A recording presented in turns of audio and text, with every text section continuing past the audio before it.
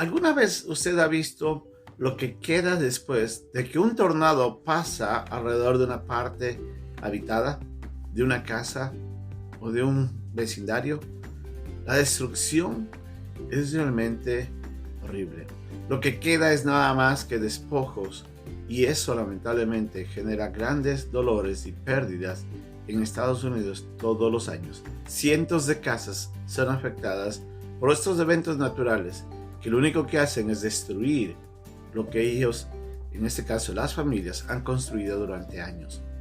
En el pasaje que vamos a aprender hoy día, la historia más o menos es semejante, pero en este caso es la persona o alguien en la familia quien invita al tornado a entrar en su casa y a destruir todo lo que ella tiene.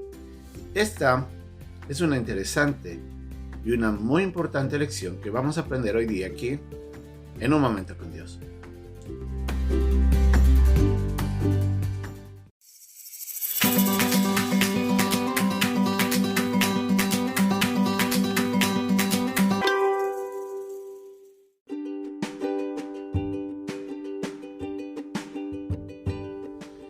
El pasaje de hoy día se encuentra en el capítulo 11, versículo 29 de Proverbios.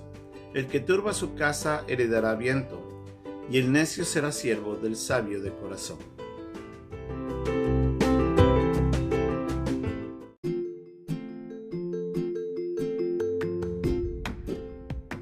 El pasaje de hoy día, que se encuentra en el capítulo 11, en el versículo 29 de Proverbios, nos dice: el que turba su casa heredará viento. Y lo que quiere decir en forma general es de que una persona puede decidir traer el problema a la casa y lo único que va a quedar es desolación. Un ejemplo de este, y uno de los buenos ejemplos en cuanto a cómo esto se aplica en la vida propia del hogar, pero que lamentablemente nos deja una enseñanza dolorosa en donde la humillación, la traición, el homicidio, la violación y la falta de perdón y el desorden en el hogar se observa en la vida del rey David.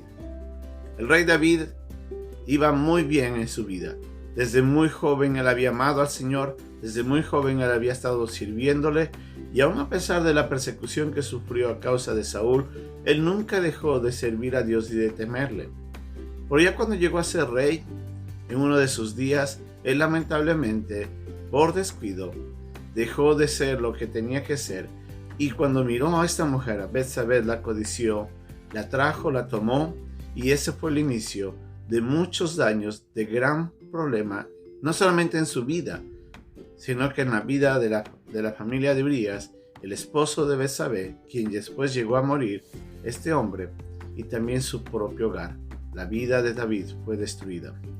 Los hijos de él en años posteriores después se rebelaron, uno de ellos violó a una de sus hermanas, el primer hijo fruto de esta violación de David fallece, y muchas cosas pasan. El trono de Israel también perdió estabilidad porque aún inclusive uno de los hijos de David se sublevó contra su padre, y después pasaron años para retomarlo, y fueron años de dolor, de pérdida, de humillación, todo porque lamentablemente un día David decidió mirar hacia donde no tenía que mirar y codiciar a la mujer de su prójimo. Como vemos, en este caso David fue quien invitó a que el tornado o el viento o la destrucción llegara a la casa, su propia casa, y destruyera todo lo que en ella había. La estabilidad emocional de las relaciones y de la relación con Dios de David y de muchos de sus hijos fueron destruidas a causa de la decisión de un solo hombre. Esto trajo mucho dolor al pueblo de Israel.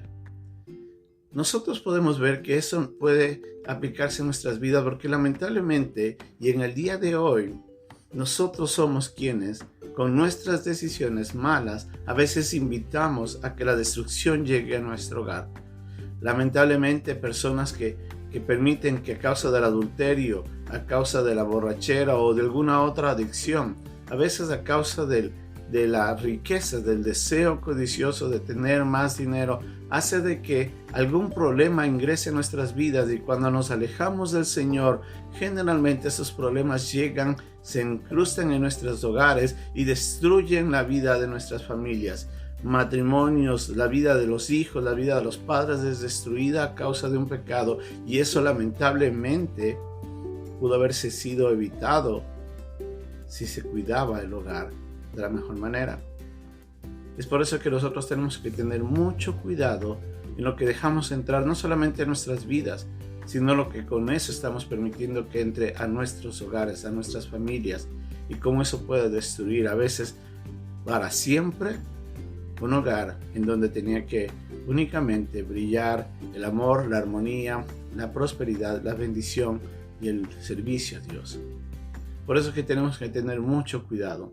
Y en este momento yo creo que un llamado muy hermoso y desafiante, pero al mismo tiempo de gran bendición, es lo que un día atrás un hombre, Josué, hizo al pueblo de Israel cuando les dijo: es tiempo ya de detenernos, hemos llegado a conquistar toda esta tierra y tenemos que mirar hacia adelante.